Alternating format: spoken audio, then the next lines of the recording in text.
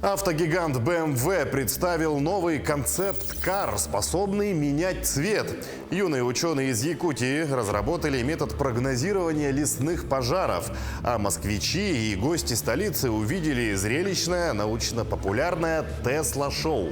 В эфире новости из мира информационных технологий. Всем привет и погнали! Журналисты, уже приехавшие в Пекин для освещения зимней Олимпиады, оказались первыми, кому еду в столовой пресс-центра подают роботы.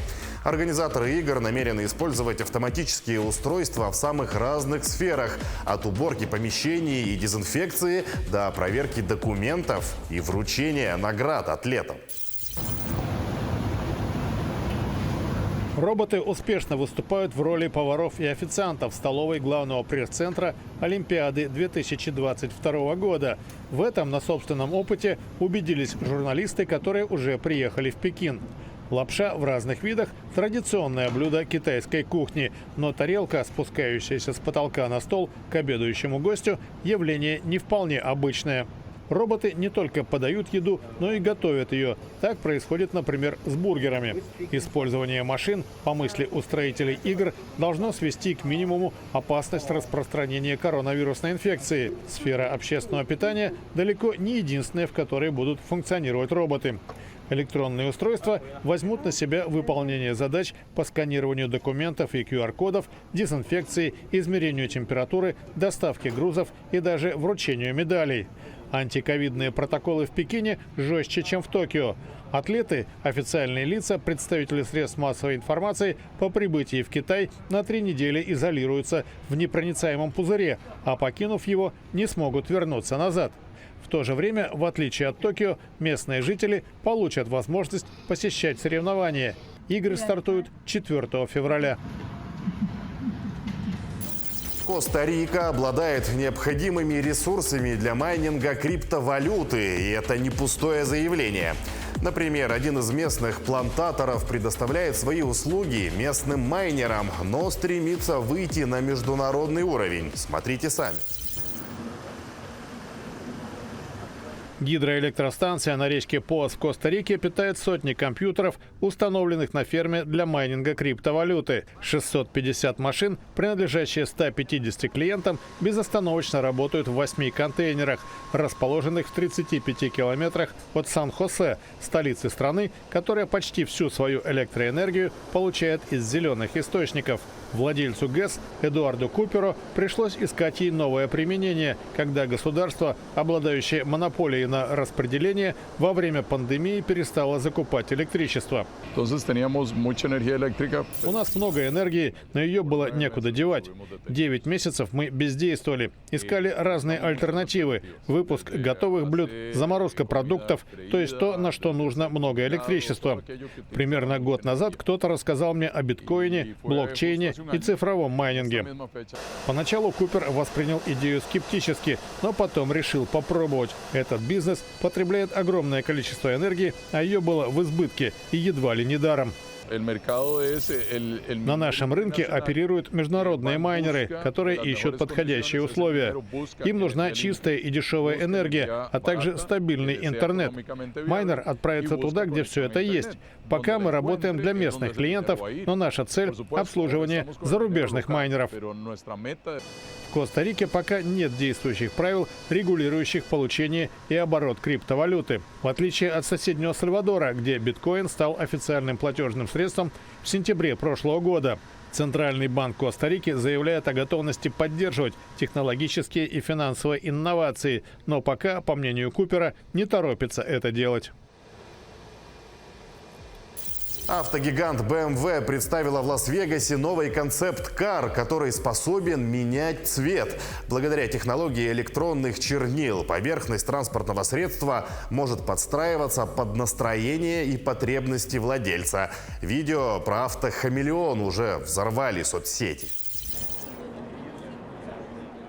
Компания BMW представила первый в мире автомобиль с возможностью изменения цвета. Презентация прошла на выставке потребительской электроники в Лас-Вегасе. Концепт-кар, получивший название iX-Flow, использует технологию e-ink, сказала Стелла Кларк, инженер-исследователь BMW. Мы сделали это с помощью электронных чернил. Это материал, который мы знаем благодаря электронным книгам, Kindles. Итак, мы взяли этот материал, это что-то вроде плотной бумаги, и наша задача состояла в том, чтобы сделать это на 3D-объекте, таком как поверхность автомобиля. Помимо изменений цвета и рисунка, технология также может обеспечить климат-контроль внутри автомобиля. В такой жаркий солнечный день, как сегодня, вы могли бы включить белый свет, чтобы отражать солнечные лучи. В холодный день вы можете выбрать черный цвет, чтобы поглощать тепло, поддерживать климат-контроль и экологичность. По словам Кларк, у водителя будет возможность изменить внешний облик автомобиля из салона с помощью приложения на телефоне или даже жестами рук. Технология все еще находится в состоянии разработки, и модель, представленная на выставке CES, имела возможность окрашиваться только в серый и белый цвета. Но в будущем спектр будет расширен, сообщает автопроизводитель. Компании также предстоит обсудить с властями, насколько законно менять цвета уже зарегистрированного транспортного средства. Израильтяне пошли еще далее и научили золотую рыбку управлять автомобилем. Ученые доказали, что золотые рыбки умеют ориентироваться в пространстве за пределами их естественной среды обитания. Далее расскажем, как рыбка оказалась за рулем авто. Даже золотую рыбку можно научить управлять автомобилем. К такому выводу пришли ученые из Израильского университета имени Давида Бен-Гуриона в Негеве. Они провели уникальный эксперимент. Золотых рыбок помещали в аквариум, установленный на платформе специально разработанного транспортного средства, оборудованного двумя парами направленных перпендикулярно друг другу колес, аккумулятором, видеокамерой и компьютером. Затем животных пытались приучить к тому, что если они доберутся до розовой панели на стене комнаты, то получат порцию корма. Расположенная сверху камера считывала движение рыб и приводила в действие колеса, направляя платформу в ту сторону, куда они плывут.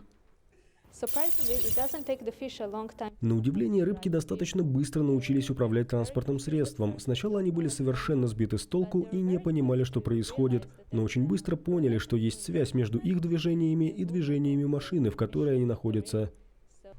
По словам ученых, рыбки справлялись с задачей и когда цветную панель перевешивали на другую стену, и когда вокруг появлялись отвлекающие элементы, и даже когда между машиной и панелью было какое-либо препятствие. Каждая рыбка получила по 10 уроков вождения. Это предварительное исследование. В нем участвовали 6 рыбок, и все они в той или иной степени справились с задачей. Одни показали просто отличные результаты, другие – средние. Они научились управлять машиной, но не так активно ездили на ней. По словам ученых, открытая ими способность рыб ориентироваться в пространстве, выходящем за пределы их привычной среды обитания, поможет расширить научные знания относительно естественных возможностей этих животных. Юные ученые из Якутии тоже не сидят сложа руки. Учащиеся Международной арктической школы разработали метод прогнозирования лесных пожаров. Данный проект ребята представили и защитили на научно-практической конференции «Шаг в будущее». Для изучения и анализирования природных возгораний ребята выбрали горный Улус. Период наблюдения и анализа стали возгорания с 2014 по 2021 год. Тема весьма актуальна, а выбранная территория печально показательна. Ведь в 2021 году лесные территории горного Улуса пострадали в 2 раза больше, чем за прошедшие 8 лет вместе взятые. Я изучал при помощи космоснимков окрестности села Бескёль, и в нем я выяснил, что в одном только Атаманском на слеге сгорело 75% территории. Составить точный анализ ребятам удалось с помощью использования технологий зондирования Земли и географических информационных систем, то есть анализируя архивные космические данные и снимки Земли из таких платформ, как Роскосмос и НАСА. Таким образом, ребята выяснили, что леса Якутии восстанавливаются в течение 6-8 лет, и тогда эти места снова становятся подверженными возгоранию. Также юные исследователи способны узнать, какие территории больше подвержены низовым или верховым пожарам. Используя выведенный метод, ребята составили возможный прогноз на текущий год. Существует риск, что может сгореть 11% территории из-за пожара в Горном Улусе, если будет засушливый год, как в прошлый 2021 год. С помощью выведенной методики ребята автоматизировали получение данных последствий лесных пожаров в Центральной Якутии по данным снимков. В настоящее время имеется уже готовый продукт в виде облачной платформы и приложения QuantumGIS. Сделали классификацию с основой машинного обучения и искусственного интеллекта, сравнили аномалии за 2020 и 2021 года, и сделали анализ восстановления гари. Разработали, адаптировали методику определения площади сгоревших территорий и плюс ко всему, исследуя разновременные снимки, они пришли к выводам о ходе восстановления после пожаров и о том, что, например, ранее сгоревшие территории не сильно подвержены пожарам, и на этой основе и создают прогнозные карты наиболее пожароопасных территорий. Исследования продолжаются. Полученные данные уже используют в серьезных научных работах и экспедициях по предотвращению стихийных пожаров в республике. На данный момент ребята готовятся выступать со своим научным открытием во всероссийских и международных конференциях. И последнее на сегодня. В новогодние выходные на площади промышленности вы увидели зрелищное, научно-популярное Тесла-шоу. Оно сочетает в себе яркие световые и музыкальные эффекты, а также мастерство профессиональных каскадеров, которые на высоте до 2,5 метров управляют катушками Тесла. На протяжении всего действия зрители увидели сгенерированные молнии, протяженность которых достигала 9 метров, и эффектные трюки двух каскадеров. 6 катушек Tesla, 2 из них самые большие на нашем континенте. Они выдают примерно 5 миллионов вольт. Это самые настоящие молнии. Они образуют огромный плазменный канал длиной до 8 метров. И это, наверное, самый большой комплект катушек Tesla, собранных в одном месте. Представление сопровождается необычной музыкой, также воспроизводимой катушками Tesla. Всего в шоу используются 4 катушки, 2 из которых самые большие в России. Вниманию публики были представлены акробатические номера с использованием уникальных новейших технологий. Зрители увидели каскадера, выполняющего виртуозные трюки внутри светящегося колеса величиной с человеческий рост. Аналогов этого номера в России нет. Это были новости IT. Если смотришь нас по телевизору, повтор программы доступен в инстаграм-аккаунте як24.ру и на одноименном YouTube-канале. Но если видишь нас в соцсетях, ставь лайк, подписывайся и не пропустишь следующий выпуск. Увидимся!